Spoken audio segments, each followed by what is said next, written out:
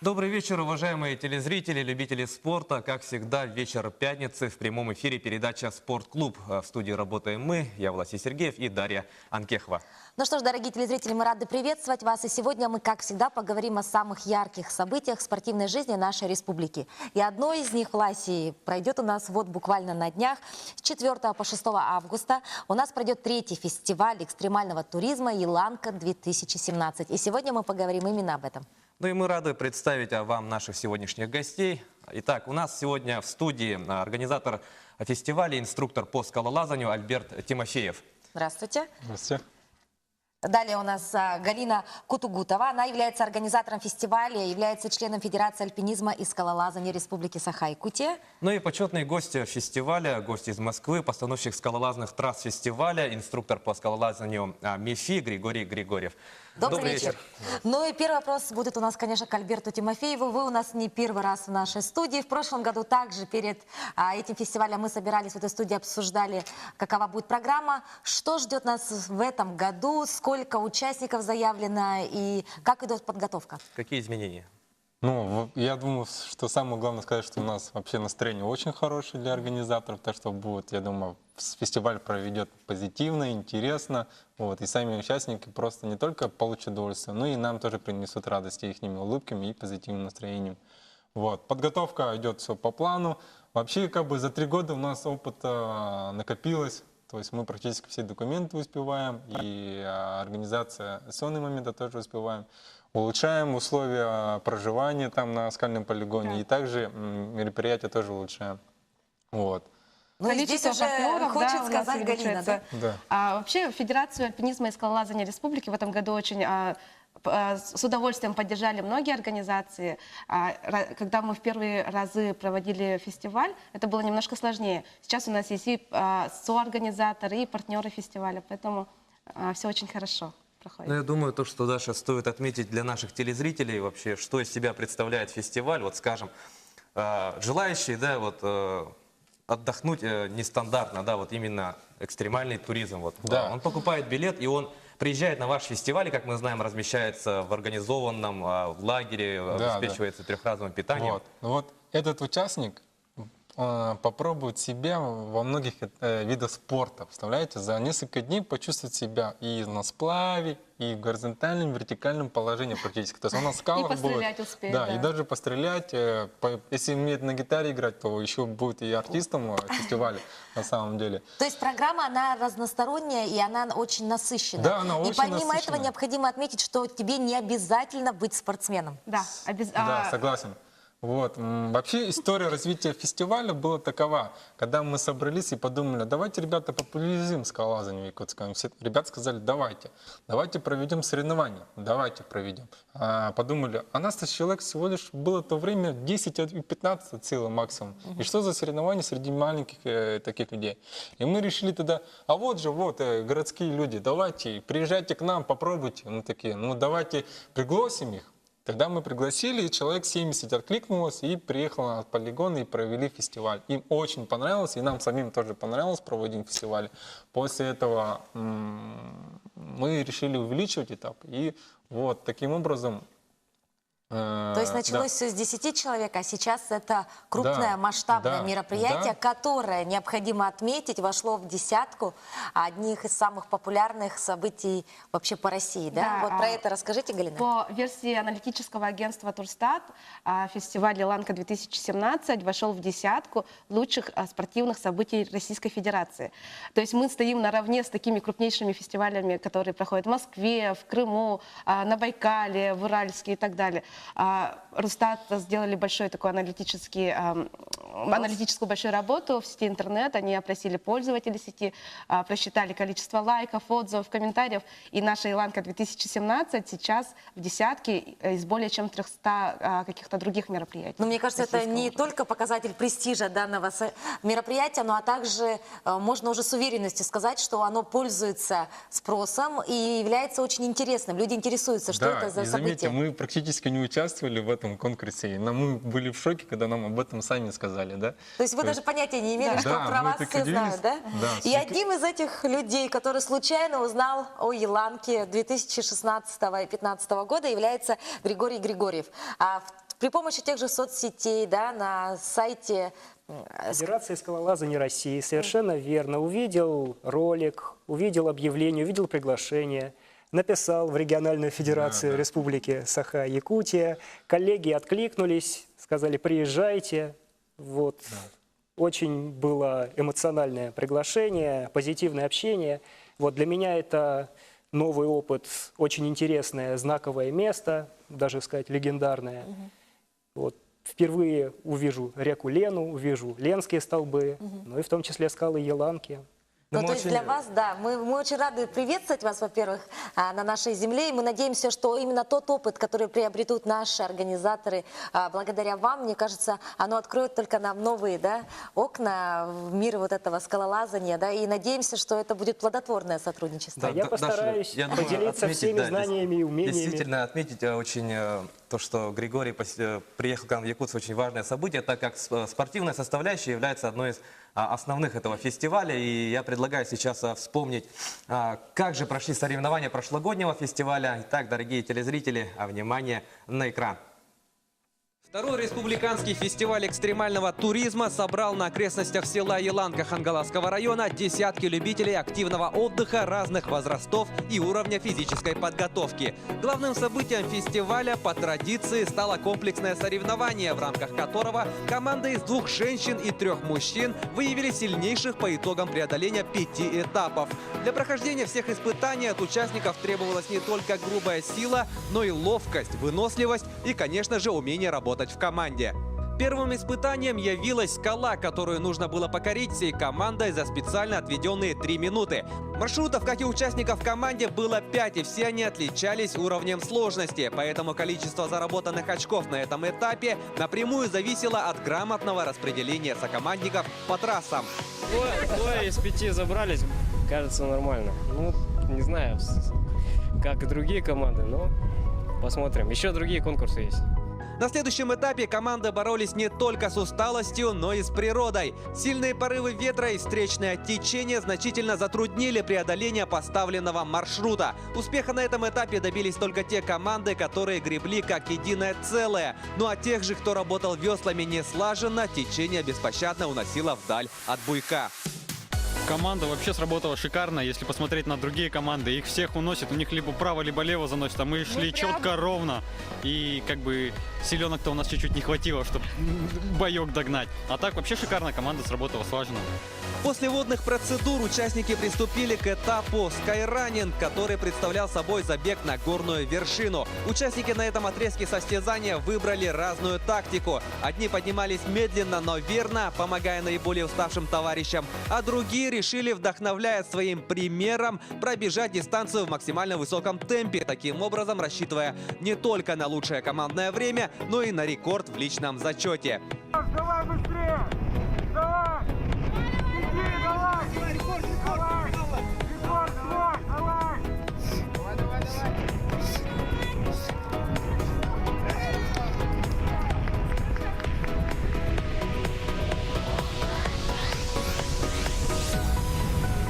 Последние 2 этапа проверили участников на умение быстро перевести дыхание и сконцентрироваться после физических нагрузок. Сначала команды состязались в преодолении веревочного парка, а затем и стрельбе из пневматической винтовки. Участие в этом многоборье приняли не профессиональные спортсмены, а обычные люди, которым было интересно испытать на прочность свои физические возможности и проникнуться духом настоящего экстремального туризма.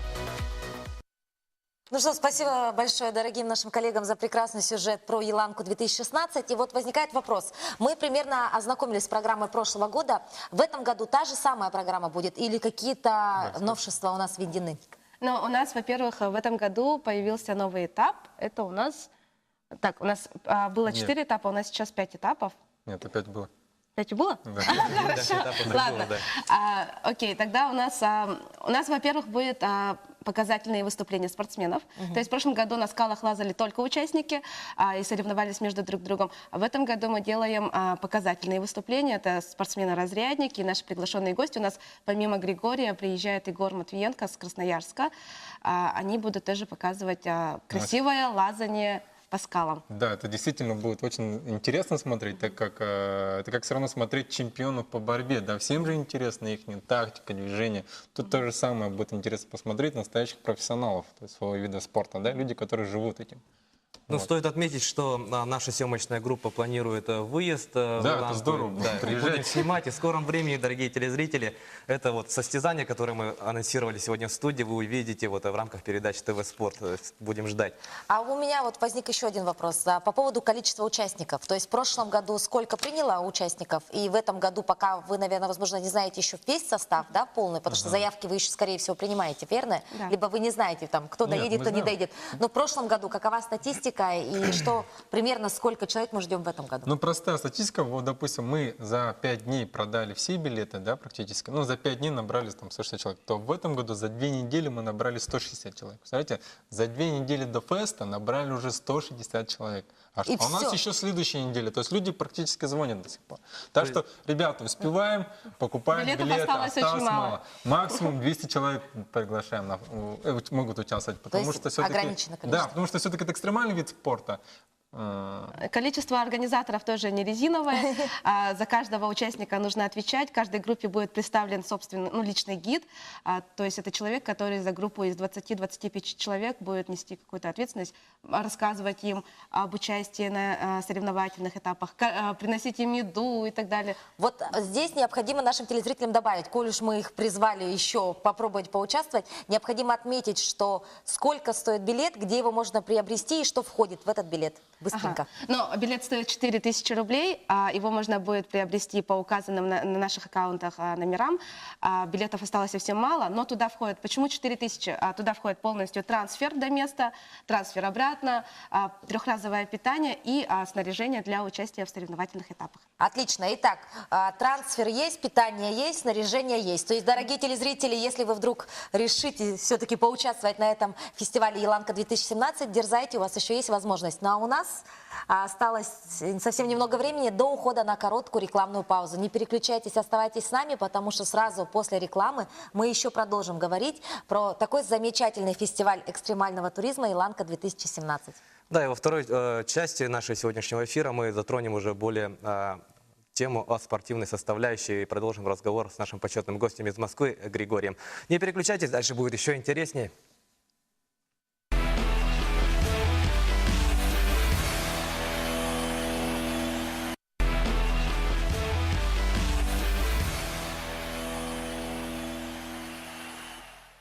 Итак, дорогие телезрители, если вы только присоединились к нам, напоминаем, что в прямом эфире программа «Спортклуб». И сегодня мы говорим о таком замечательном фестивале, третьем фестивале экстремальных видов спорта «Еланка-2017».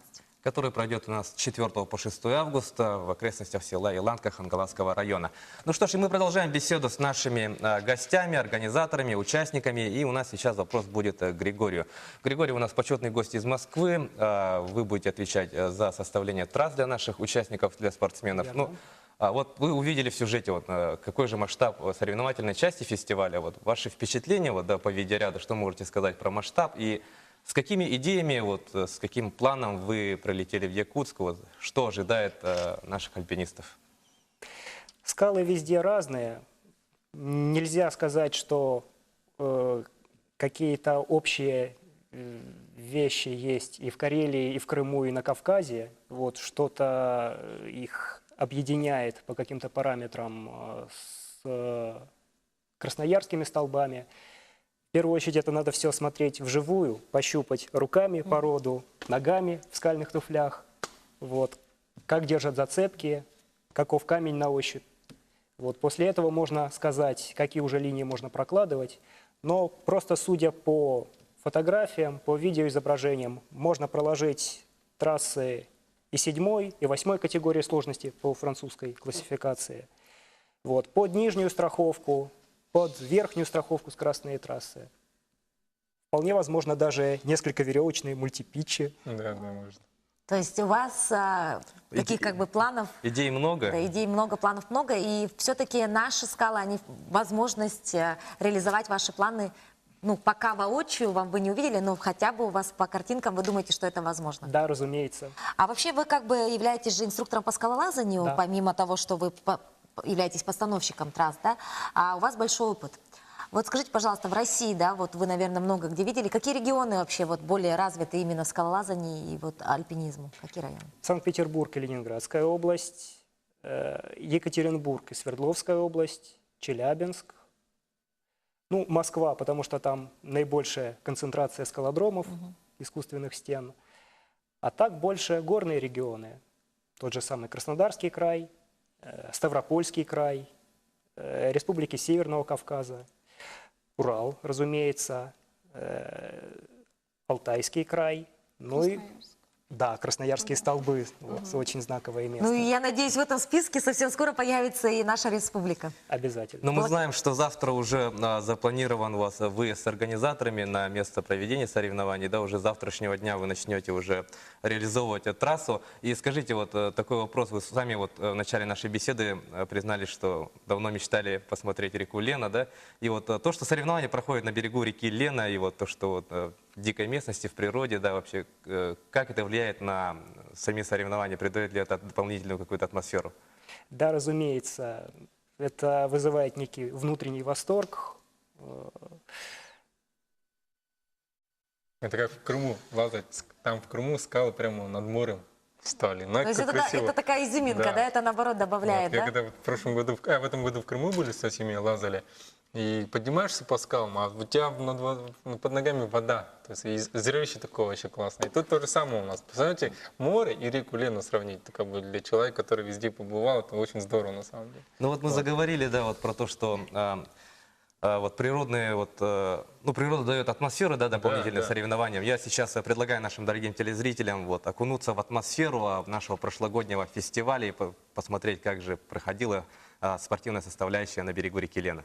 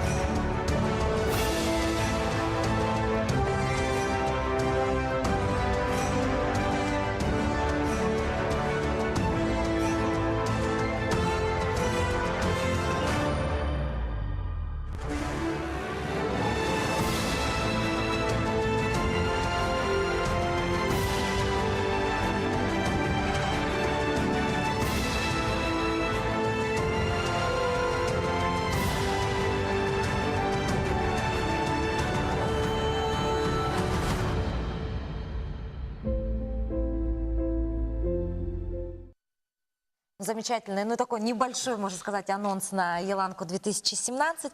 Ну что ж, мы продолжим нашу беседу, и у меня в ходе разговора возник следующий вопрос. Ну, все понятно, вроде бы состав у нас есть, и люди, желающие участвовать, у нас их большое количество.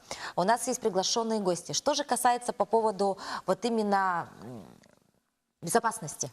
Здесь необходимо, мне кажется, огромное внимание уделить именно безопасности, потому что человек, не имеющий отношения к спорту, вдруг полезет на скалу и вдруг будет сплавляться, да, по реке. Что у нас по безопасности? Давайте. На столе лежат снаряжения, которые будут использоваться на фестивале. Все эти вещи просто, как бы сказать, стоят на самом деле дорого, все это, да, и будут выдаваться участникам для использования. Вот. Голова будет защищена, тело будет защищено веревкой, да. И самое главное, что страхующие у нас уже опытные ребята, которые, в принципе, участвуют Они на соревнованиях, все все пройдут занимаются, да. Вот. Так что страховка по скалолазанию будет безопасна. Вода на сплаве будут выдаваться жилеты, и мы тоже, как бы, ребята уже туризмом занимаемся, вот, как бы все практически, поэтому безопасность будет на высоком уровне. Вот. А на поле там также будут МЧСники присутствовать, у нас служба спасения ребята будут. И если что, то первую помощь, я думаю, мы все можем Ну, оказать. вообще, да, главным организатором фестиваля является Федерация альпинизма и скалолазания республики. И, конечно же, все инструктора, все организаторы — это люди опытные, люди, которые пройдут специальный инструктаж перед тем, как принимать людей. Также соорганизаторами является Якутское региональное отделение Россоюзспас, администрация УЛУСа Хангаласского, поэтому там будет и МЧС, и служба спасения, то есть и врач будет на фестивале тоже присутствовать от начала до конца. То есть за безопасность Конечно, отвечаете да. полностью Вообще, вы. мы не только популяризируем скалолазание в республике, мы также учим людей заниматься безопасно экстремальными видами туризма. Вот, Это замечательно. Альберт, как организатор фестиваля, скажите, вот у вас действительно, как мы поняли, да, вот в ходе разговора, фестиваль экстремального туризма «Иланка-2017», он представляет собой очень масштабный такой большой проект, движение, да, и каждое такое движение обычно имеет идею. Вот скажите, какие идеи, цели вот преследуете вы? Ну, на самом деле, организатором являемся мы, федерация, да? Вот. Какие идеи? На самом деле, в будущем хочется так, чтобы к нам уже приезжали с московского региона спортсмены, из Красноярска, Ставрополя, да? Возможно такое? Конечно, Вот, да. программу обеспечим. Да. Вот, понимаете, провести чемпионаты России по скалолазанию. На То есть, естественном рельефе. Вот, мы пытаемся не только скалолазание, но мы и свой регион попытаемся тоже показать всем, что вот у нас красивые скалы, ребята. Приезжайте. Приезжайте, Да, покоряйте. покоряйте. Ну, покорять мы не говорим, да? Ну, вообще, да, то есть мы пытаемся... Да, такое но сделать. показатель того, что наш фестиваль уже вышел на более такой высокий уровень, стал тем, что Министерство по делам молодежи и семейной политики, они являются в этом году тоже соорганизаторами, они сами захотели нас поддержать, и мы надеемся, что в будущем и другие вышестоящие организации будут нас поддерживать. Мне Наша кажется, федерация. для наших телезрителей будет интересная и культурная составляющая программа, да, то есть помимо спортивных состязаний, спорт это основа, но помимо этого, это же ведь прекрасное времяпрепровождение, несколько дней на свежем воздухе, и у вас запланирована и хорошая культурная программа. Да. Расскажите вот про это немножечко. Ага. Ну, во-первых, что ждет наших участников? Да? Они придут на местность, на полигон, мы их разместим в палаточном городке. Утро у них будет начинаться с йоги или же зарядки в стиле кроссфит. То есть утром обязательная зарядка. Да. Да. И овсяная каша. Очень вкусная Пропагандируем каша. здоровый Куда же без Да. каши? Потом, помимо каждая команда, она будет участвовать в соревновательных этапах, будут зачитываться зачет и в командном зачете, да, и в личном зачете. У нас вот на столе лежит один из главных призов в личном зачете, у нас призов много, то есть мы не просто едем туда, участники не просто поедут, но смогут и выиграть отличные призы от наших спонсоров. Да. Ну и в Дискотека. вечернее время у нас будет дискотека, очень зажигательная дискотека под звездным небом, что может быть прекраснее. И, конечно же, конкурс бардовской песни. Все желающие люди, они смогут заявиться прямо там же. Будет гитара, кто-то с собой принесет. То есть после насыщенного спортивного Да. дня вечером У отдых у костра, вас будет также да, с гитарой. такой интересный и даже, наверное, душевный в каких-то моментах. Напомните о том, что вот у вас главный приз, что это? Это у нас якутский нож. Почему мы выбрали этот приз? Потому что это бренд Якутии, да. Это, вообще якутский нож должен быть у каждого саха. И стоит, конечно, такое удовольствие не очень дешево, но лучший спортсмен, абсолютный чемпион нашего фестиваля, он сможет выиграть, это мужской приз. Также у нас будет отдельно и приз для абсолютной чемпионки фестиваля. То есть у девушек тоже Да, есть и призы. будут командные призы, будут по разным этапам. В скалолазании будут призы, первое, второе, третье место, фрироб. Каждый этап Призовой будет, фонд у да. вас Да, с помощью шикарный. наших спонсоров мы набрали в этом году Ну хороший и раз призовой уж вы фонд. заговорили про ваших участников, здесь необходимо ответить, почему вдруг у нас в студии появилась маленькая очаровательная девочка. Эта девочка не просто так, здесь она является, наверное, самой юной, уже можно сказать, спортсменкой, либо любителем, да, скалолазания в нашей республике. Это Алиса, ей всего 5 лет, но Алиса уже... может похвастаться, да. Алиса уже у нас была на различных скалах, да. И совсем недавно Алиса была в Крыму, да, Алиса? И ты там занималась скалолазанием? Стесняется. Алиса, наверное, расскажет папа. А как вы дочь привели? Ну, скалолазание — это я хочу отметить, что это и семейный вид спорта. То есть одновременно можно... У меня жена занимается скалолазанием, то есть я ее привлек. То есть одновременно мы друг друга страхуем и также ребенка привлекаем к здоровому виду образа жизни. Мы были на море, но мы не только отдыхали, лежали на пляже, да, но мы еще в свободное время ходили на скалах и развивали свое тело, то есть силу, духа там, вот. И также Алиса у нас лазает по скалам, любит ходить на скалодромы, вот. И я думаю, как бы, ну, в дальнейшем Ну, мы также... думаем, лет Да. через 10 Алиса станет абсолютной чемпионкой Еланки 2027 года. Да. Ну что ж, на этом время нашего эфира, к сожалению, подходит к концу. Мы желаем вам удачи и надеемся, сразу после фестиваля мы еще встретимся в этой студии и обсудим уже результаты Еланки 2017. Да, после перерыва мы продолжим. Не переключайтесь.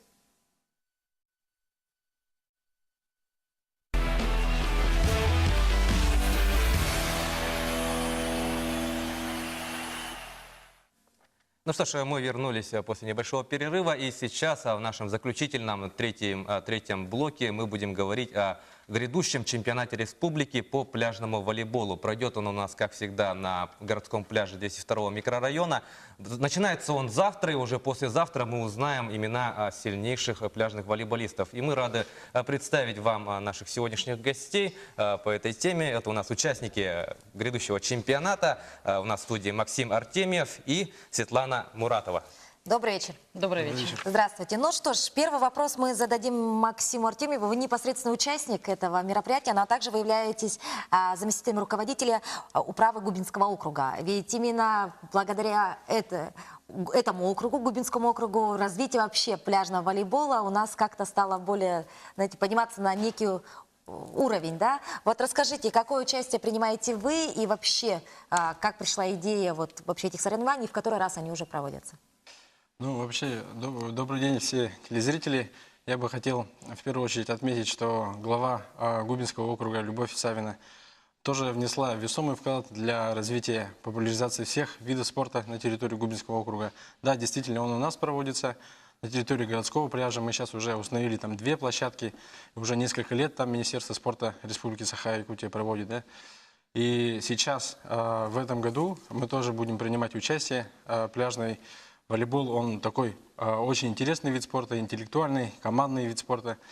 И на территории городского пляжа он проводится постоянно, потому что единственная зона массового отдыха людей на территории города Якутска, это является наш пляж. И мы постоянно следим за его санитарным состоянием надлежащим, да, следим за тем, чтобы там порядок был, чтобы охрана частная постоянно там присутствовала. И с 9 до 9 вечера, с 9 утра до 9 вечера он функционирует в исправном состоянии. И одно из таких мероприятий, которые вы проводите ежегодно, это соревнования по пляжному волейболу. Да. Да, Светлана, вот каждый вот любитель волейбола вот, ну, вас знает, да, обоих как больших спортсменов, как настоящих фанатов своего дела. В прошлом году, как я знаю, Светлана, вы дошли до финала в составе команды «Сбербанк» в женском зачете, да, и уступили команде из Мирного. Вот как человек, повидавший, ну, опытный, да, спортсмен, вы победительница многих республиканских соревнований различного масштаба. А вообще, насколько бывает вот, борьба, да, вот, хорошая по качеству на этих соревнованиях, и что ожидаете вот в этом году?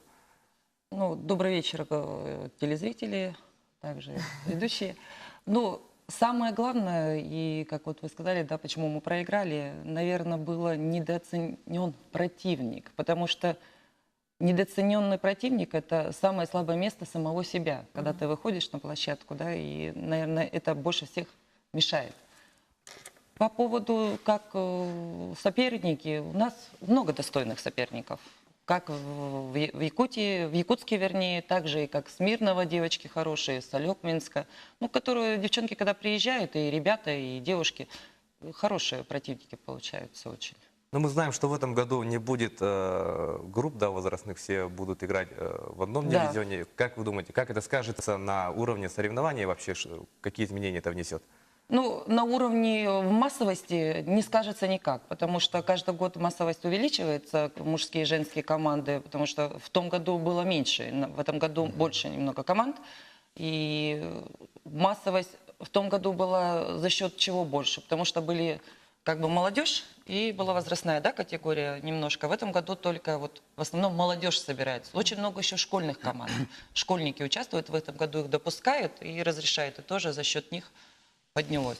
Ну, я считаю, что действительно, наверное, надо допускать школьников постоянно, потому что это наше будущее, это то поколение, которое растет и которое развивается, стремится к старшим и дает, наверное, больших результатов.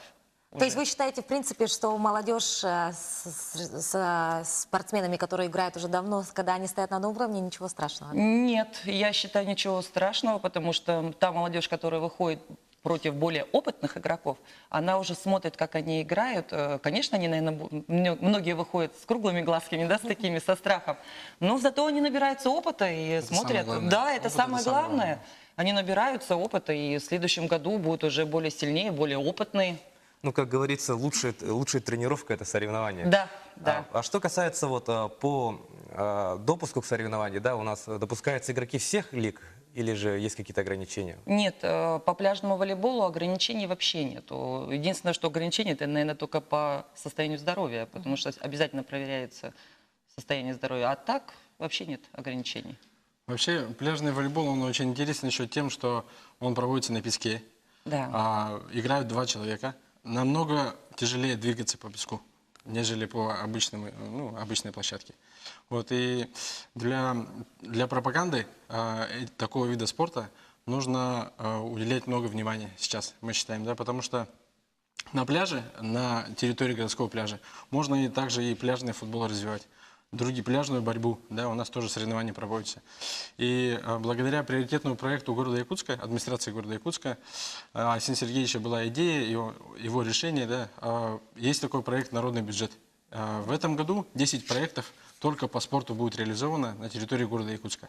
И мы считаем, что во дворах не только должны быть площадки для футбола, но и дворовой волейбол, он тоже должен быть на высоком уровне, как и в других городах, особенно в Москве. Ну, это как раньше, вы знаете, вот, несколько лет назад в каждом практически дворе играли в волейбол. Всегда стояла сетка, люди собирались из разных... Сейчас как-то с этим реже, да, сталкиваемся? Ну, потому что у нас все застроено. У нас если у нас не застроено, у нас торговый центр. Не торговый центр, так у нас парковка. Бедным детям даже играть негде. Ну вот, Светлана, у меня к вам возник вопрос. Вы являетесь еще и тренером, да? Да. А помимо того, что вы участница спортивных соревнований, вы также являетесь тренером. Вот насколько вообще популярен волейбол, не столько пляжный, да вообще классический волейбол, да? Вот ваше мнение как тренера? Ну, в городе Якутске, вообще в республике Саха-Якутия очень хорошо популярен, сильно даже популярен волейбол, потому что даже маленькие детки, даже вот я смотрю, у нас же есть лиги, есть школьная лига, есть городская лига, есть студенческая лига. Городская лига, там вообще 3 лиги даже. Там 1-я, 2-я, 3-я и высшая лига, то есть как бы команды разбитые по уровню игровой практики. И поэтому массовость вообще растет. По-моему, около 2000, да? Получается, да, более 2000 человек, да, вот за этот сезон. И с каждым годом увеличивается. И это прекрасно, меня даже это очень радует. Ну, в Якутии волейбол очень любят, это действительно массовый вид спорта у нас в республике. Но затронули мы тему площадок, да, вот говорим то, что есть футбольные поля и не хватает вот пляжных. Но именно волейбольных площадок. А если говорить о пляжном, да, я знаю, что в парке вроде бы есть площадка для игры в пляжный волейбол. А где еще можно вот в свободном доступе позаниматься, вот прийти с мячом и поиграть в пляжный волейбол? На любой школьной площадке можно прийти и поиграть в волейбол, конечно, если не занято футболистами. Потому что у нас футболисты, это как... Не хочу обидеть их, конечно, да? Ничего против не имею. Но играют на любых школьных площадках, также в парке играют на 202-м. И еще парк выделил площадки, есть такая организация «Сахава». Они выделили для Сахавы землю, и там будет строиться 8 площадок еще. Вот это у нас будущие планы. Да, это в будущем. Вот, а у меня возник вопрос. Во время небольшого перерыва мы разговаривали с вами, и все-таки пляжный волейбол, это считается, сезонным видом спорта, да? Чем вы, любители пляжного волейбола, занимаетесь в другие сезоны, и как вы себя поддержите в этой форме? Ну, конечно, наверное, классическим волейболом. Но я знаю, что на примере других городов это есть, возможно, есть в планах у вас, да, в желаниях, мечтах, чтобы был вот именно зал закрытый, где возможно было играть в круглый год именно на песке. Да. Вы почти ответили на наш Вопрос. Ответ дали на свой вопрос. Знаете, в Москве есть очень много площадок крытых с подогревом. Песок теплый, люди, желающие поиграть, приходят. Там есть и раздевалки, есть кафе, и проводят свой досуг. Играют в волейбол. Там сетку на любом уровне устанавливают. И 2 на 2 играют, 3 на 3, без разницы. Да. Это очень сейчас популярно. Есть несколько сайтов, которые пропагандируют такой крытый пляжный волейбол. Да. И, соответственно, человек не теряет свою форму в течение зимы. В Якутске тоже надо добиваться этого. Надо подавать заявку в народный бюджет города Якутска. И в том числе сотрудничать с властями, с Саха-волейбольной ассоциацией, да, которая, кстати, в парке в этом году устанавливает дополнительные площадки для пляжного волейбола. То есть работа ведется, и, конечно, в ближайшем времени мы надеемся на то, что у нас будет крытый зал для занятий Ну именно. да, в планах есть организация Сахава, которую вот я упоминала, они уже даже проект есть этого спортивного зала, который будет именно зимний, крытый, где зимой можно будет играть в волейбол. Пляжный. Если это осуществится, да, мы можем уже говорить о том, что будут организованы регулярные соревнования по пляжному волейболу, да, во всех возрастах. Ну что ж, а если говорить о наших соревнованиях, да, грядущих, завтра у нас соревнования стартуют. И вообще расскажите, по какой системе будет проходить и вообще как распределены вот, стадии на 2 дня? Ну, в этом году заявлено у нас 21 мужская команда, 20 женских команд. Мужские команды представляют из различных 10 районов, женских из 7 различных районов. Что мужские, что женские команды разбиты на подгруппы, по 4 подгруппы. Там система такая, что сперва идут игры в подгруппах. Если, допустим, 2 игры проиграли в группе, то команда вылетает. Первые 2 места они выходят и играют совершенно по другой системе. Там группа на группу, но при этом они не сразу как бы проигрывают и вылетают. У них там тоже дается им шанс еще раз сыграть, если даже они проиграли, да, еще раз сыграть, может быть, им повезет, и они выиграют и пойдут дальше играть в финал. То есть там достаточно такая лояльная система. Да, система лояльная такая. Конечно, игр будет немножко больше, чем в прошлом году, но достаточно, я считаю, что, наверное, это правильно, потому что шанс дать надо все-таки. Хорошо, а любителям волейбола куда и когда, во сколько все начинается, проанонсируем Завтра немножечко. Приглашаем всех, пожалуйста, приходите в 10 утра на городской пляж 202 микрорайона посмотреть замечательную борьбу между различными волейболистами и волейболистками, красивейшую, замечательную даже. Ну что ж, Максим, Светлана, мы очень благодарны, что вы нашли время, чтобы погостить у нас в студии. Ну что ж, еще раз напоминаем нашим дорогим телезрителям, завтра в 10:00 утра в городском пляже все приходим смотреть на чемпионат республики по пляжному волейболу. Ну а на этом время нашего эфира подходит к концу. Не прощаемся, увидимся с вами в следующую пятницу в это же время на этом же телеканале. Всего доброго. До скорых встреч в эфире.